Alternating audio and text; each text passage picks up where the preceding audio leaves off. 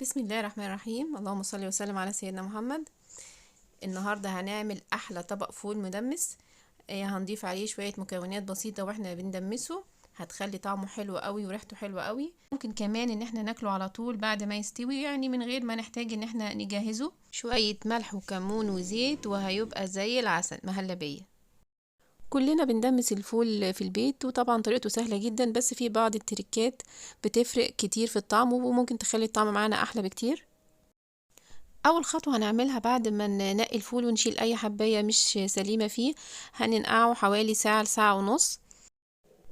وعلى ما الفول يتنقع هنبشر حباية طماطم كبيرة ونشيل القشر بتاعها، وبعد كده هنقلب عليها معلقة صغيرة من الكركم ومعلقة صغيرة من البابريكا، هنرشهم على الطماطمية المبشورة وهنقلبهم فيها حلو عشان يمتزجوا ويدوبوا فيها.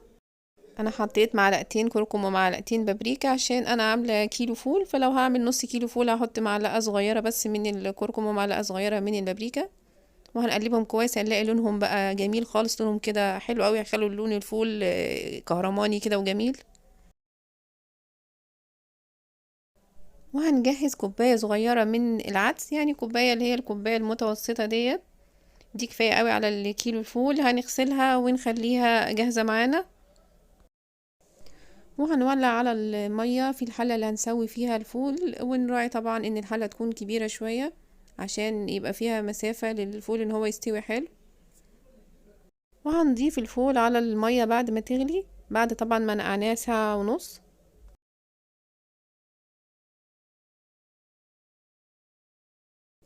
بعد كده هنبدأ نضيف المكونات اللي احنا جهزناها. هنضيف اول حاجة كوباية العدس بعد ما غسلناها كويس هنضيفها على الفول.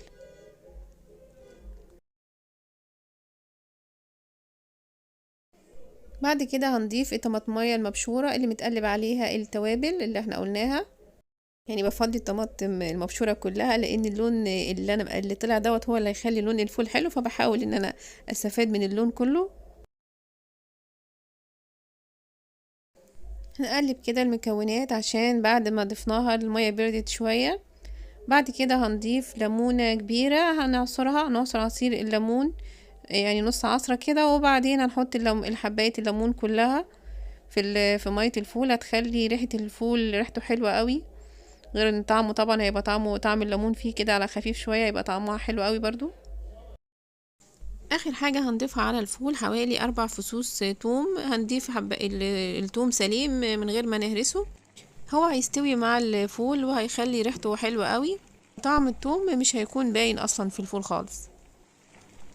بعد ما الفول يبدأ يغلي معانا كده قوي هنوطي النار عليه شمعة يا دوبت، يعني شمعة كده صغيرة، ونغطيه ونسيبه يستوي براحته. بعد حوالي 4 ساعات شايفين حبات الفول بدأ يبان شكلها والمية شكلها فاتح كده وجميل. سيبه يكمل سوا، ولو المية قلت معانا هنزود مية سخنة، وهنسيبه حوالي 4 ساعات تاني، يعني مش هيقل من حوالي 8 9 ساعات عشان الحباية تبقى مستوية كده وطرية وجميلة. طول ما النار واطية قوي عليه، واطية شمع زي ما احنا قلنا عليه، مش عاوزة ازود مية كتير ولا حاجة. وبعد حوالي 9 ساعات الفول بقى زي الزبدة وريحته حلوة قوي يا جماعة، ريحته جميلة قوي. انا بقى اول حاجة بعملها باخد وش الحلة كده واحط عليه معلقة سمنة بلدي يا دوبت وحبة ملح صغيرين، وبيبقى ايه احلى فول. هما بقى اللي عايزين بالزيت والليمون والطحينة زي ما هما عايزين وحابين، يعني بعمل لهم.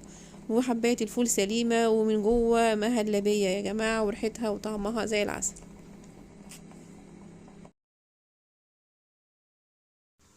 ملح وشطة وكمون، الفول بيحب الكمون، وزيت وطحينة وعصير ليمون، وبألف هنا.